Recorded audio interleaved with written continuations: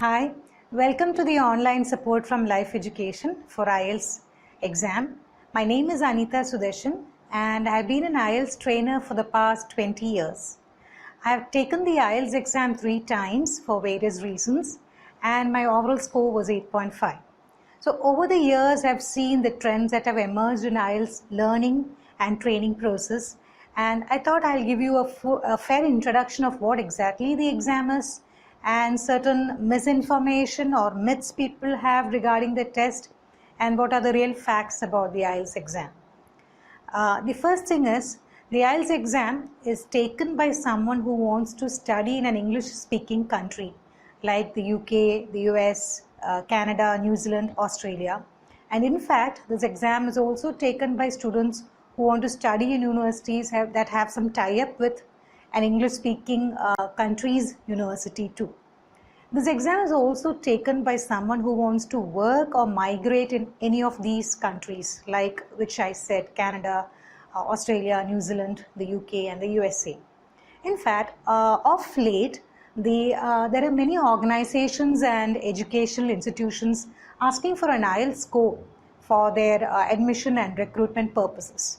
And this is because the IELTS score is a very reliable assessor to know a person's English language proficiency. The test is in such a pattern that it can reveal a lot about a person's English proficiency or English communicative skills. First, I'll tell you about the two types of IELTS exam that are there. Like I said, IELTS exams are taken by people who want to study or work or migrate abroad. So there are two exams for the IELTS. One is called the academic module of the IELTS, the academic IELTS, and the other one is the general module, which is taken by someone who wants to migrate or work abroad. Now, the academic module is also taken by someone who wants to seek a professional registration. Like for example, nurses and doctors, they cannot just go and work in the UK or Canada. They need to get a license to do so. So there is something called a licensing exam they may have to attend, and for that purpose also they need to take the IELTS. So you may have to check with the recruiter or the organization or the university that has asked you to write the IELTS exam regarding which module you may have to take. Typically, for anything to do with any academic or professional registration, the academic module is necessary, and for migration and work permit and all, we need the general module. General module IELTS is also taken by people who want to take a shorter educational programs like below degree level. So that's the first thing about the IELTS exam. There are two types of IELTS exam. Of late, there are two versions of IELTS exam. One is a paper-based IELTS exam and the other is a computer-delivered or computer-based IELTS exam. There are 4 parts to the IELTS exam: listening, reading, writing and speaking. There are two new developments regarding the IELTS. One is that it's also being delivered computer-wise too. So there is this computer-delivered IELTS exam and the paper-based IELTS exam. The only distinction is that for the computer-based IELTS exam, the listening, reading and writing modules will be typed on a keyboard. Your answers will be typed and your questions will appear on the computer screen. The speaking part of the academic and the general module exam is a one-to-one interview with the IELTS examiner. Regarding the pattern of the IELTS test, like I said, there are 4 parts to it, of which the listening, reading and writing happens at a stretch without a break, and the speaking test may be conducted on another day.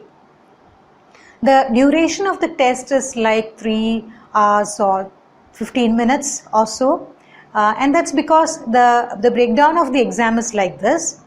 In the listening test, the duration of the listening test goes up to 30 minutes, and in a paper-based IELTS exam, you will be writing all your answers on the question paper first, and then you will be given 10 minutes to transfer your answers.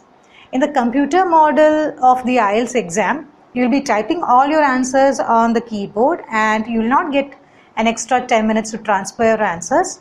you'll be given only a 2 minutes extra to just review your answers. The second is a reading test. Reading test basically means you are given passages to silently read, and you need to find answers to questions based on these passages or articles, and you will get the time given for the reading test is 60 minutes. Writing is also for 60 minutes, and there are 2 tasks given to you depending upon whether you're an academic module or a general module student. There is a difference in the task. And finally, the speaking test is for 11 to 14 minutes. So 30 minutes for listening, 60 minutes for reading, 60 minutes for writing, and 11 to 14 minutes for speaking. So altogether your exam may run up to 3 and a half hours. And if you add up all those preparation and sitting in the hall, think about like 4 hours exam. Now I'll just tell in brief what each module is all about and how you should prepare, and also what are some of the myths connected to these modules or the entire IELTS exam. The first thing we have to remember is the IELTS exam is an international exam, and the ID you need to appear for the test is a valid passport. So anyone planning to write the IELTS exam needs to fix that first. You need to have a valid passport to write the exam. And second is, this exam is administrated widely all across the world. So if you have a passport, you can write this exam anywhere. And the third thing is that wherever you write, it's the same format, the same pattern, and the same parameters and all the criteria on which everyone is assessed. So it does not actually make a difference whether you are writing in a particular center where you think it is more favorable for you. So the first myth I want to tell you is that don't spend money or time to just go to a center because you think it's easier. There's nothing like a easier center in the IELTS. There are 2 good reasons for this. One is the listening and reading answers are based on an answer key, so there's nothing to be especially favorable to you. If you've written the answers, fine, you will get your score for it. And for the writing and speaking, it's funny that some people opt to go to certain centers which are geographically distant from cities, thinking that they will be assessed more favorably. They assume that when other people can't speak much English, their English would be better and they'll get a better score on it. There's nothing like that for the IELTS examiners, because for the writing and the speaking, the IELTS examiners have set standards, very strict standards to follow and parameters to explain in giving you a particular score. And so that's about whether choosing any center is lucky or not. The second thing is who conducts the exam. Now, IELTS exam is owned by 3 partners to say. British Council based in the UK, IDP based in Australia, and a part of Cambridge University, which is called the Cambridge English Language Assessment. So IDP, Cambridge Universities and British Council are behind the whole process of giving the test to you. However, many people think that many people have this confusion regarding whether they should take an IDP IELTS or a British Council IELTS. Now, I, for example, have taken both, and I know that it's the same set of standards they need to follow. So I would advise you to go to a center that's closer home, in fact, because that means less stress regarding traveling or not having to bother about accommodation. So when you actually write, whether you write in a IDP center or British Council center, the final certificate will have the emblem or the seal of all these 3 organizations. So there's nothing like BC or IDP being more easy for you. In fact, BC, the British Council and the IDP have not much role in putting the question paper for you. They are the test administrators. They help, they get a hotel or a test center and administer the test. And it's the Cambridge English Language Assessment that actually puts a question paper for you. Through various trials, they develop a question paper. And with that respect, I have to say one more thing. When you're actually starting to prepare for the IELTS test, and when you just Google for IELTS material online, you will be, it'll be a bombardment of IELTS websites and IELTS materials, and you may have no clue where to begin from. So I recommend that you go for authentic past papers published by Cambridge English Language Assessment, which is a test maker for the IELTS test. In fact, they have the series of books. I suppose they should be also available online. Apart from this, you should definitely go to the main IELTS website called the ielts.org, where you will get a clear idea on what criteria are you assessed, especially for your writing and speaking. For listening and reading, it's basically about your how receptive you are regarding with what you're listening and what you are reading.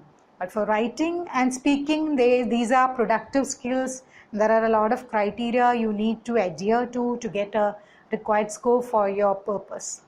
The advantage of these books are that they have these model test papers which will give you an idea about what your level is regarding the IELTS exam. Now, to tell the pattern little more elaboratively, the first is a listening test which runs to about 30 minutes. Now, the listening test is basically to be sure that when you as a candidate or someone who is seeking an employment abroad, when you land in one of those English speaking countries, will you be able to follow their kind of English, especially with respect to the accent. So the IELTS listening is all about listening to different tracks in English pre-recorded in a CD, and it's about half an hour test. You'll be listening to different conversations, discussions, lectures and talks, which runs to about half an hour, and there will be a question paper where you need to read the questions and find the answers from the conversation as you listen. So basically what you need to have for listening is very good concentration and a very good memory, because you need to remember the questions and relate it to the conversation. And 3, good comprehension skills, your ability to follow different kinds of English accents and different kinds of English topics. So it's a half an hour test with 40 questions. So the IELTS listening test is divided into 4 parts with 10 questions each, and if you get all the 40 correct, it's like you have got a band 9. The highest score you can get for each module is called a band 9. By basically saying what a band 9 is, that you are an expert use of the language. So as far as the exam is concerned, for the listening and reading, it means that you have got all the 40 answers right. So that's in short what listening test is all about. So when you actually practice for the listening test, definitely go for some practice mock tests which you can get online or which these books can give it to you, and also give some wider exposure to English talks and conversations and movies, because you whatever you practice is not going to come for the exam. It's only the pattern.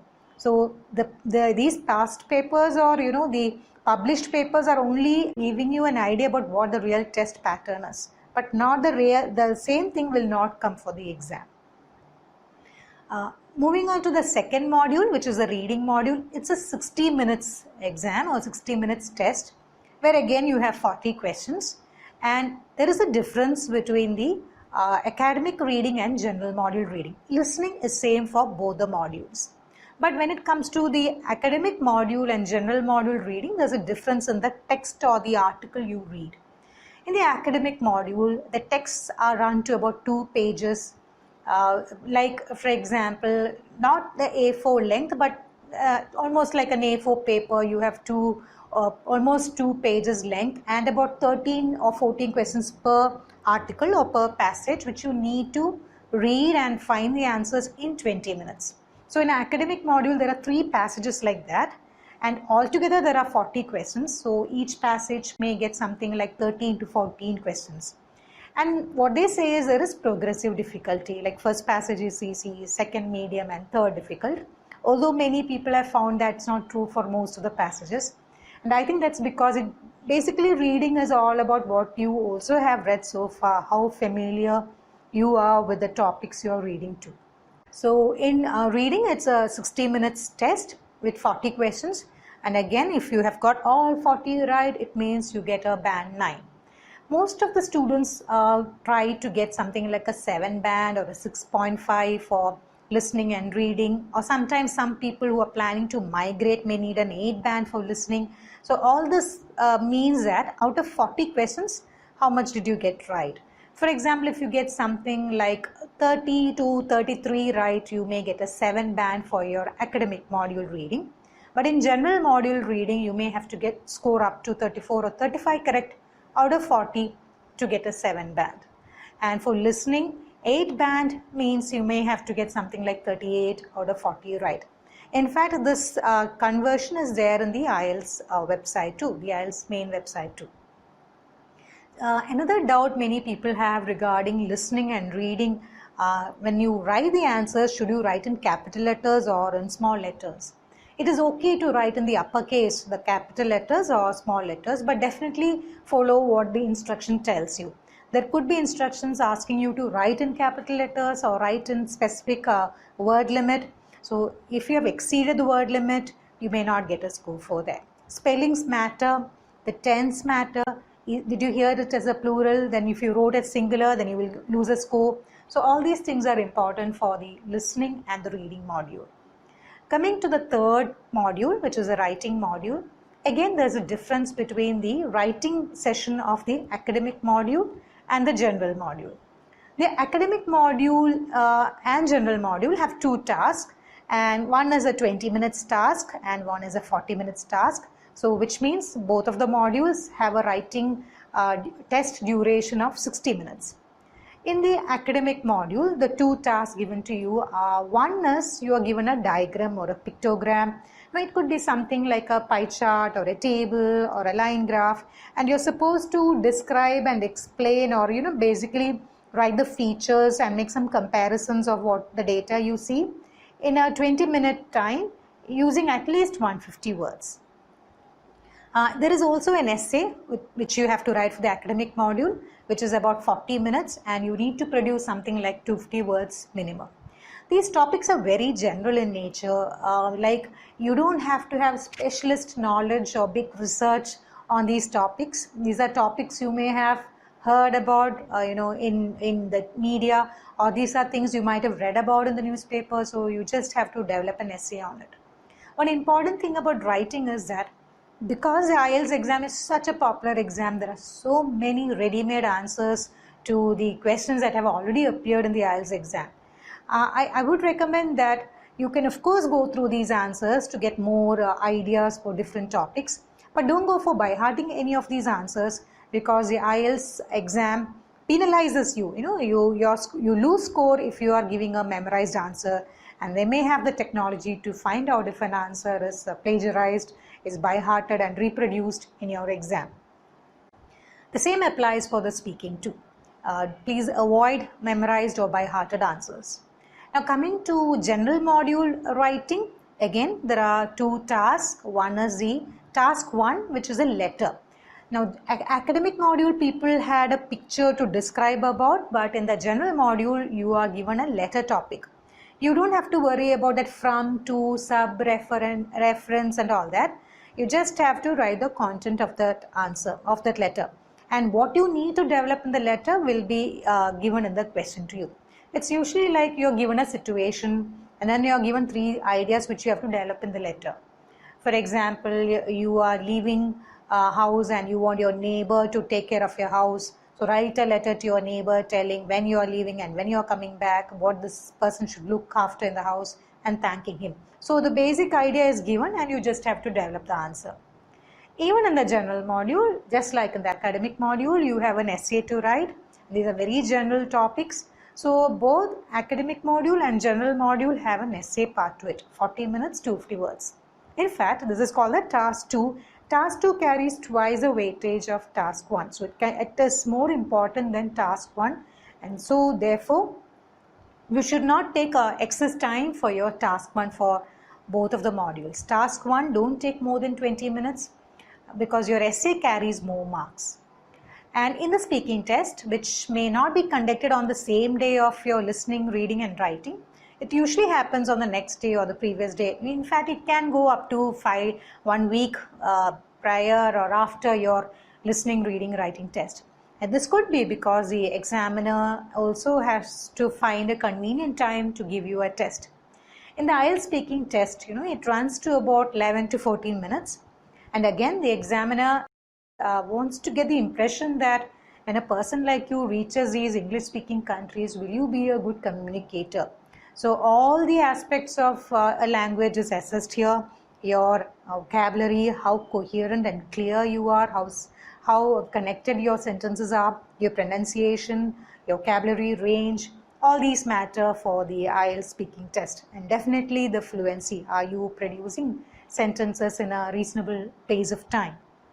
So this is in short the IELTS exam pattern: listening, reading, writing and speaking. The main takeaway you have to remember about this presentation is that there's no syllabus to the IELTS exam, nothing to by heart or memorize. The best thing you could do is to do a number of mock tests or sample question papers, and to read and listen to English as widely as possible. Consciously develop a little more interest in developing your vocabulary, because on that day these will be really handy for you in every module of the exam. Last but not the least, the IELTS exam certificate is valid for 2 years. So if you have not moved out, if you have not sought admission abroad, and it's like 2 years after you have written the exam, you may have to resit the exam. The IELTS fees currently is something like 14,000 in India. However, they keep increasing the fees. So you may have to check that out with the IELTS website to see what the current fees are. And there is also a provision for re-evaluation of your answer, of your scores. Like when you get your report card and you feel that you had done better, there is a provision to apply for the IELTS exam re-evaluation, and then your answer scripts and whatever you've done in the exam is valued by a senior examiner, either in the UK or in Australia, depending upon whether you wrote at the British Council Centre or the IDP Centre. And that's it about the IELTS exam. So it's a 3.5 hours exam, and you need to have your passport. It's valid for 2 years, and there are 4 parts to it. So I think I've covered all the basic information regarding the IELTS test and some myths people have regarding centers and how to prepare for the test. So if you have any queries or if you require any clarifications, do leave a comment for me so that I can either tell from what I have known about this test over the years, or I could verify it and tell you the answer to it. Thank you so much.